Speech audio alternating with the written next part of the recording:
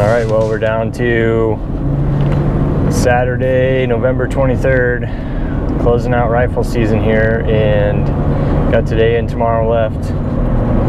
I had a meeting this morning, about a couple hours away, for a state organization, and got up super early and headed to that meeting. Had to bust out a little bit early just so I could get back home and get down to the river to hunt. So I'm gonna get in there this afternoon. It's pretty warm today, a little bit windier than yesterday, and maybe it'll help. The deer moved just a little bit, as it was just so quiet yesterday that I don't think anything wanted to move. And yeah, it's mid-40s. Winds west-northwest, it looks like, this evening, around the 10 to 15 mile an hour, so real feel in the mid-30s. Shouldn't be too bad of a sit out in the open. Been weighing back and forth on where I'm going to go in that piece, and I actually think I'm going to go back into where the stand where I missed that buck with my bow. It's got the tower in the background of the video from when I missed that buck, and I've noticed when I'm in the tower that when deer come out of the trees, kind of the first thing they kind of look at is that tower. So I'm hoping by having the windows closed and not being in it, it'll get their guard down. Plus I'll be a little bit more shielded by the tree as far as movement, and I've got more room out in front of me. All those other stands are set up basically for bow hunting, and something would have to come within 70 yards of me in order for me to get a shot at it, which it just doesn't work by the time they're that close. Like last night at last light, I moved a little bit and a couple does busted out of there that I didn't even see, but by the time they get into shooting range, open shooting range, they're just so close that they see or smell anything. So I'm going to go to this spot where I have a little bit more concealment with the tree between me and the field. I've also got, you know, about 300 yards of tall grass in front of me. Yeah, I'm just going to hope that a big buck comes cruising through and I get a shot tonight. So hurry up and get there, get changed. I got all my stuff with me because I knew I'd be heading straight to the field. Get changed out there, get in the tree early, and sit down and just wait for the magic to happen, hopefully. So if not, we'll be back out tomorrow morning, probably all day tomorrow, give it one last big shot with the rifle. Yeah, wish me luck. Okay, well, I'm up in the tree where I shot that buck with the bow. I did a little trimming, and I'm going to keep this real short because I've already got a doe run out in the tall grass here, and she's like, I'm pretty sure she's getting chased. She's at about 200 yards right now. So I got one camera in this spot, so I plan on being in the other tree, but I know she's getting chased the way she's acting. I'm gonna get this camera turned on and get the gun.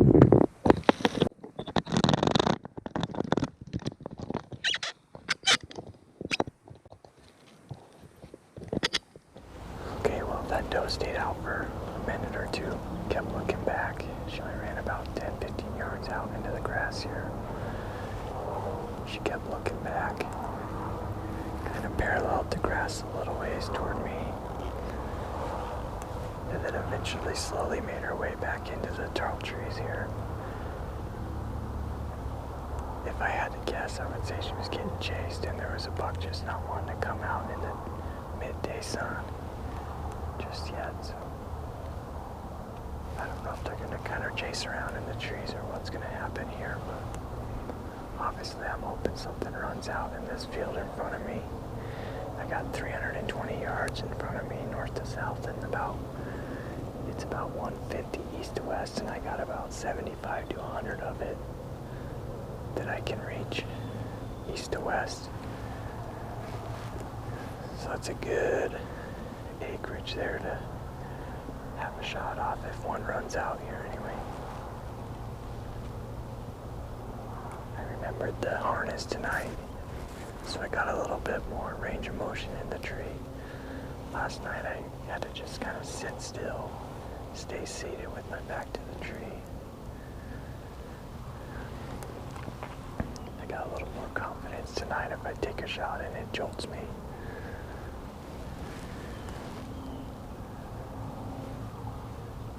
If it were to jolt me, at least I would be hanging from the harness, not falling 20 feet to the ground. But it's pretty early. I'm going to try to sit down for a little bit and just try to keep my eyes open and listening. It's awfully quiet and calm. I should be able to hear them crashing through the trees if they are starting to crash around. Hopefully we get lucky and tonight's the night. After missing the buck out of this tree with my bow and arrow due to, I guess you would say, position abnormality, I thought it'd be a good idea to work through my firing positions and just make sure things felt right and that I could reach certain distances.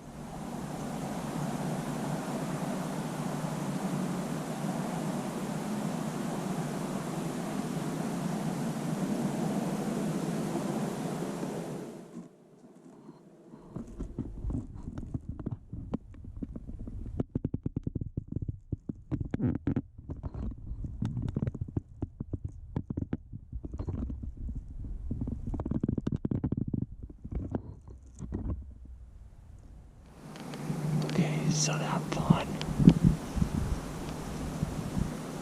is finally about 30 yards away from me. That was a painful several minutes, but that fawn went by my downwind. Where you saw the fawn just looked up for a while is directly in my downwind. Never busted. Walked right around in front of me within 5 yards almost the whole time. I managed to get from sitting to my stand-up position looking over the field now. Hopefully I can stay still enough and something will come out onto the field now that that fawn's gone safely by.